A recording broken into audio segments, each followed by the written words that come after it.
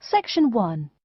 You will hear a conversation between a clerk from a moving company and a woman who wants to relocate to the United States. First, you have some time to look at questions 1 to 6.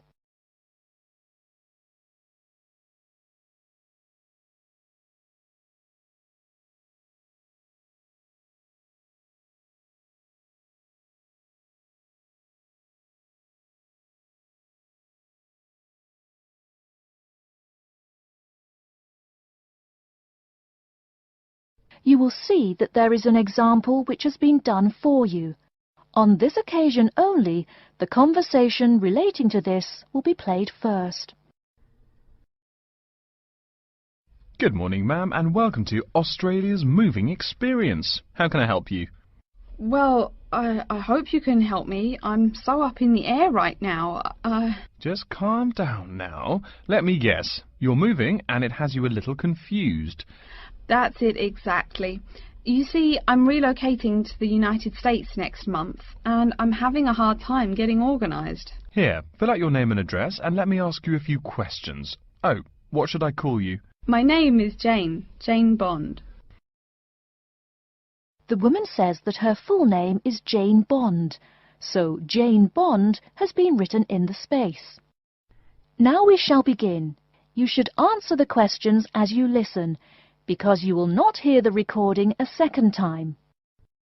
Listen carefully and answer questions 1 to 6. Good morning, ma'am, and welcome to Australia's Moving Experience. How can I help you? Well, I hope you can help me. I'm so up in the air right now. Just calm down now. Let me guess. You're moving and it has you a little confused. That's it exactly.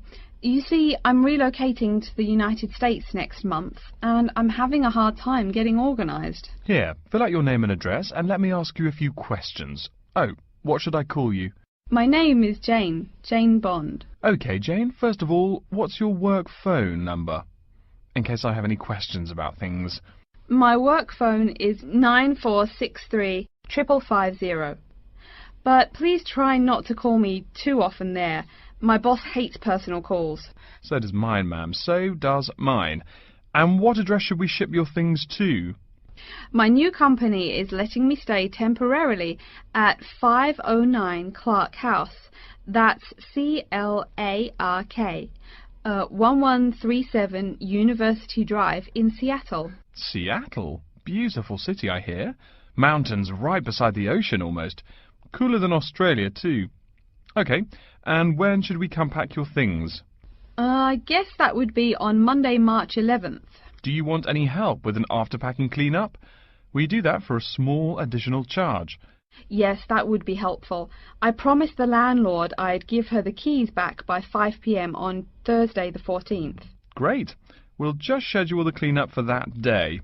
That way, the place will smell clean and there'll be no dust. Well, you do think of everything. Oh, how much is this going to cost? Here is a list of our basic prices. Oh dear, this seems rather expensive. Yes, ma'am, but you're paying for the best. We're careful and we're fast. Like we say, the only thing we break are speed records getting you moved. Well, maybe that's so. Oh, I nearly forgot to tell you. I don't want my furniture shipped with me. I won't be looking for an apartment till after I arrive in America. Would it be possible to put my furniture in storage here for a month, then have it sent along later? Of course, we do that all the time. A couple of other things. Here at A Moving Experience, we try to pack your things logically. We don't just throw stuff in boxes. Before you hear the rest of the conversation, you have some time to look at questions 7 to 10.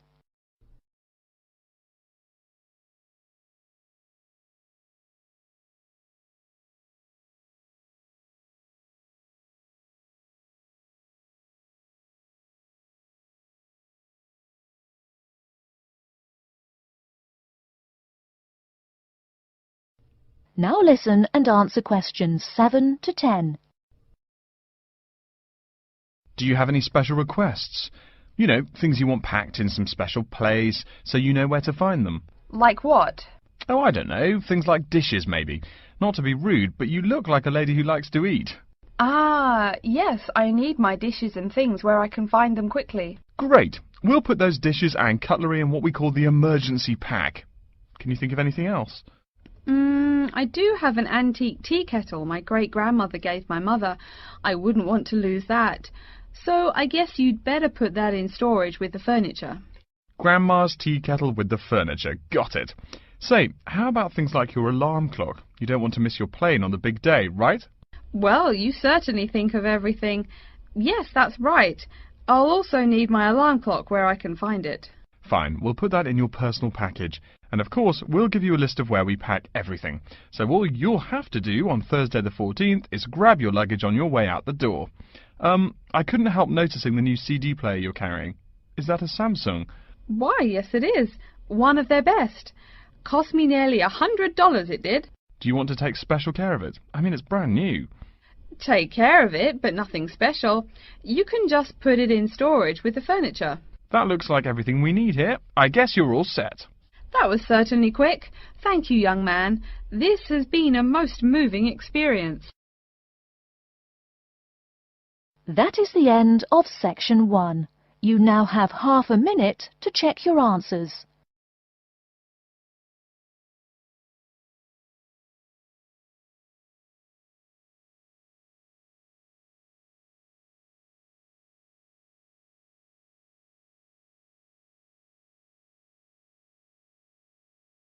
Section 2. You'll hear an introduction to a conference on computer system language learning. First, you have some time to look at questions 11 to 16.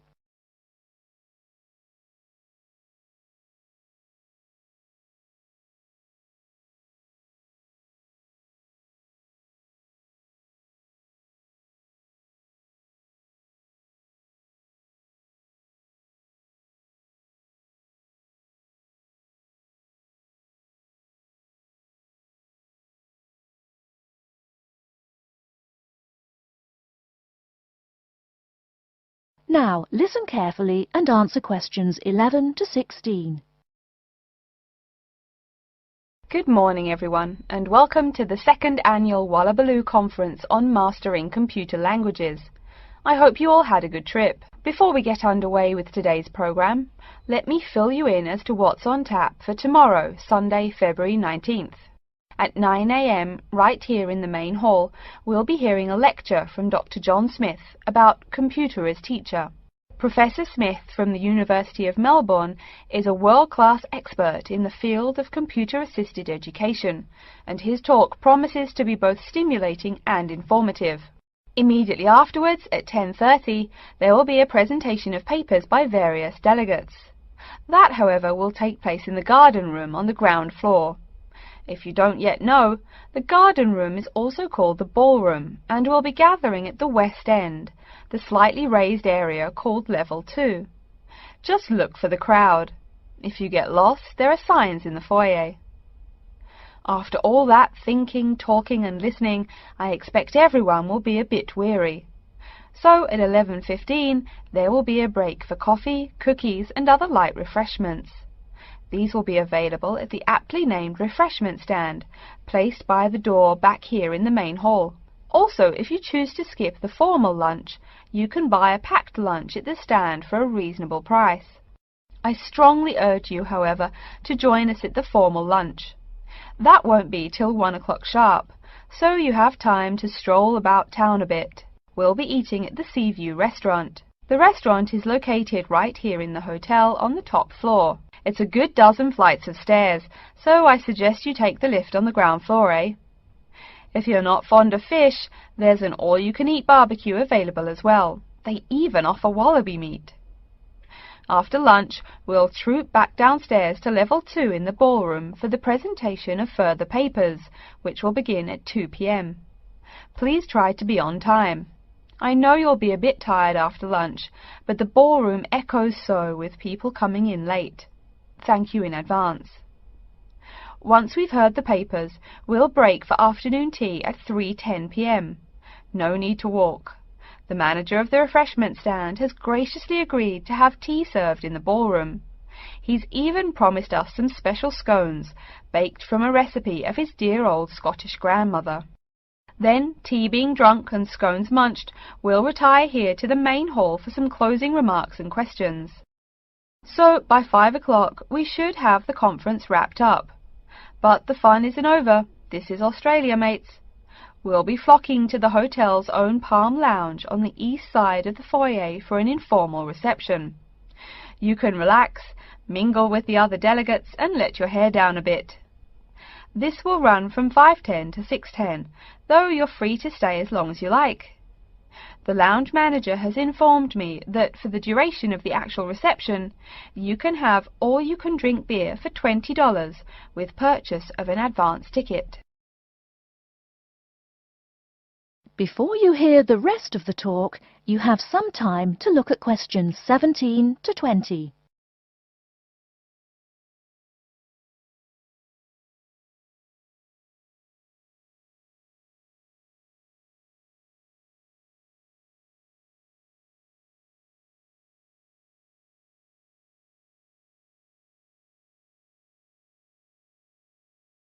Now listen and answer questions 17 to 20. And yes, tickets can be purchased from any conference organizer or at the front desk any time between now and the start of the reception. I suggest you come by tomorrow evening to pick up the tickets, since the conference hall only holds 800 people. That way you can also get your journey planned ahead of time and be sure not to miss this truly memorable conference. If you want cocktails, however, I'm sorry, you'll have to pay for those at the regular price. Oh my goodness! Speaking of paying, I see I forgot to tell you a couple of things. The first is about lunch. The charge for the lunch will be $15 for all you delegates. If you have guests with you, the cost is $25 for the general public and $6.50 for children under the age of 10. That's $15 each, not total for everyone. Another item is about the lunch menu. I very much urge you to try the fish. I mean, look at the restaurant's name, the Sea View. As the name suggests, it is a famous seafood restaurant. The chef is a Basque from Spain, and he really gets quite put out when people ignore his fish specialities for burgers or barbecue. If fish isn't your thing, though, try the steak. He makes an exquisite filet mignon topped with blue cheese and mushrooms. Finally, if you'd like to buy a ticket, you can have both lunch and unlimited beer for $35. I should have mentioned that earlier, but I am a bit forgetful. Maybe I should avoid the beer after the conference, eh? Well, I've said my bit. Are there any questions? That is the end of section 2. You now have half a minute to check your answers.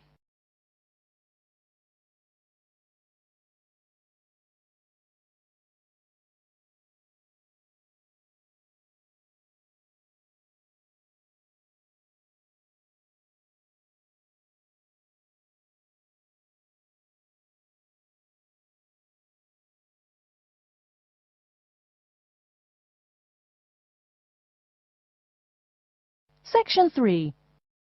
You will hear a student called Tina asking Professor Van Diesen for advice on choosing courses. First, you have some time to look at questions 21 to 26.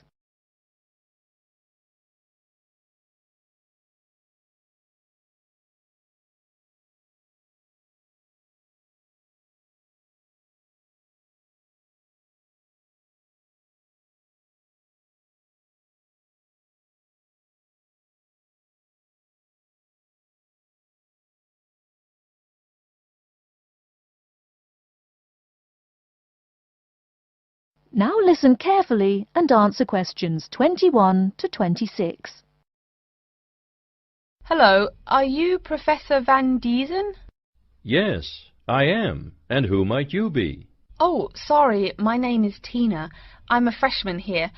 They told me I should ask you for advice in choosing courses. Well, that's part of what I'm here for. Please come in and sit down. Now, what are your questions? I almost don't know. Everything is so confusing. Like, what is a specialized course? Oh, easy. A specialized course is one that is compulsory, meaning it's a requirement for your major, and regular, so you can't place out by taking a proficiency exam. That sounds pretty strict. Then what are all these general courses? I seem to have to take so many. Nothing to be alarmed over. These are courses open to all students and not directly related to your major. The university offers these general courses to choose so that you can become more well-rounded individuals. For example, I see you're a microbiology major, so it might be a good idea to take some literature or history courses so that you can know something besides all science. You mean these courses are like for fun? That might be one way to look at it, but don't tell the literature professor such a thing.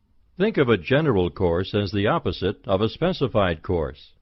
A specified course is one that pertains directly to your major. So, can I take any microbiology course I want? Let's see. Oh, those courses used to be open to microbiology students only.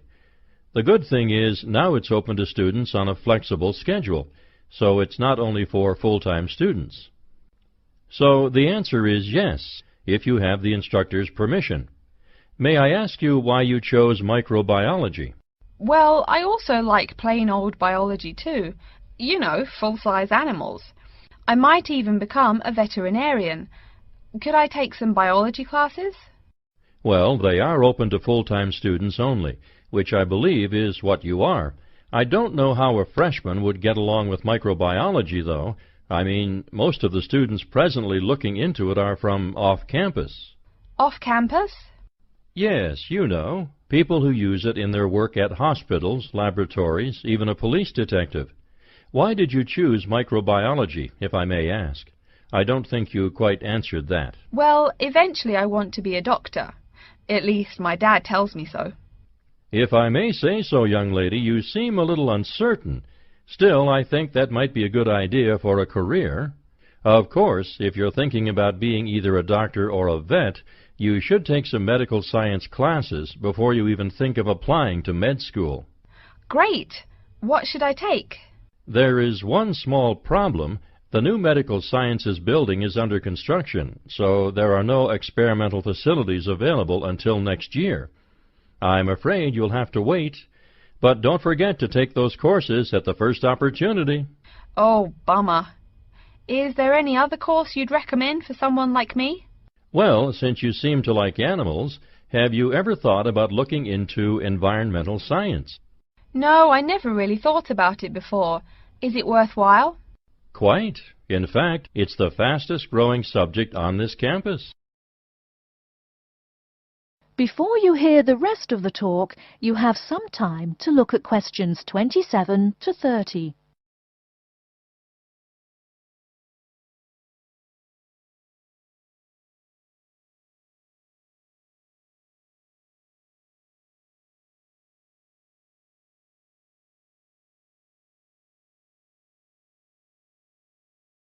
Now listen and answer questions 27 to 30. I'm sorry, I couldn't help noticing the long list of classes you've written out there. May I have a look? Oh, sure. Medical science, statistics, laboratory techniques, medicine, mathematics, computing. My, a bit of everything here. Is it too much? For your first semester, yes. What I suggest is starting out by taking the compulsory courses. Like we said before, the medical science can wait. Consider taking that in your sophomore year. I think I'd put off computing, too. I recommend to all freshmen that I talk to get the compulsory mathematics out of the way as early as possible, so take that one. It'll be one less difficult course you have to focus on when the science lab opens next year, and you have to catch up on classes like laboratory techniques. Your major also requires statistics, so you have to balance 2 math classes, and no doubt you should take that. Otherwise, get your required medicine course out of the way by taking something theory-based. Oh, of course, and your environmental science class, if you're interested. The others can wait. though I think computing is definitely a good idea, even though it's not required. I see, too, on your paper there you seem to have had high marks on the entrance exam. Yeah, I guess so. Don't be shy. Have you thought about applying for a scholarship? Do they have any? I mean, my dad is always complaining about how much money it costs him. In your department there are actually 3 full scholarships available. They cover tuition and provide $1,500 cash. $1,500 cash? Party! Please, miss, the money is intended more as a textbook allowance, not party money. If you promise to behave, I'll show you how to apply. Great, and thanks. That is the end of Section 3. You now have half a minute to check your answers.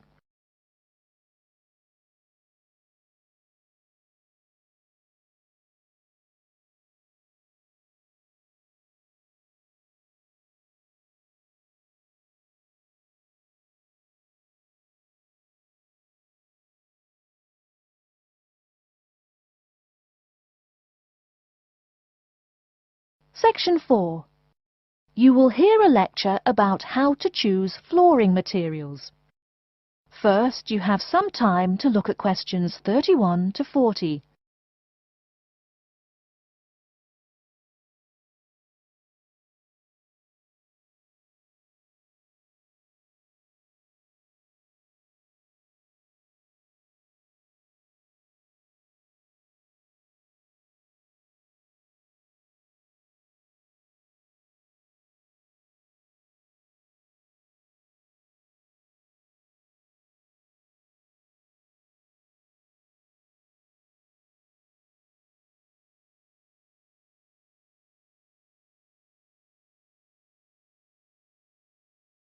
Now listen carefully and answer questions 31 to 40. We've been talking about choosing building materials in the last week. Now, a great many factors influence the choice of building materials. You can't make a house of cards, right? And people who live in glass houses and all that. Anyhow, today I'd like to say a few words about flooring. Some artificial materials can be used, like plastic for instance, which offer mixed blessings when used as a flooring surface. On the one hand, plastic is cheaper than nearly any other alternative, short of bare ground. Plastic also does not warp like wood. On the other hand, the best that can be said about plastic is that it looks like wood or stone. However, it cannot replace the real materials. As I have mentioned, I'm fixing up a new house. The decorator my wife hired told me plastic does a great job of looking exactly like plastic. Besides, it scratches easily, fades or discolors, and starts cracking within a year or two. So, if you're fitting out a sleazy hotel or plan to live in a trailer park, go with the plastic. Really though, for all intents and purposes, this leaves us with wood or stone as choices for flooring. Stone and wood are alike in at least one respect. Both go through processing before they can be put to use. Since few of us cut our own lumber or quarry our own stone, this is not perhaps a pressing concern. Still, do-it-yourselfers would do well to remember to buy only properly seasoned wood. Unseasoned wood warps, and a warped floor quickly becomes firewood, and its owner quickly becomes poorer. Likewise, except for dull-hued materials like slate or sandstone, most stone floors are polished before installation. The choice goes well beyond just wood or stone. Each type requires many further considerations.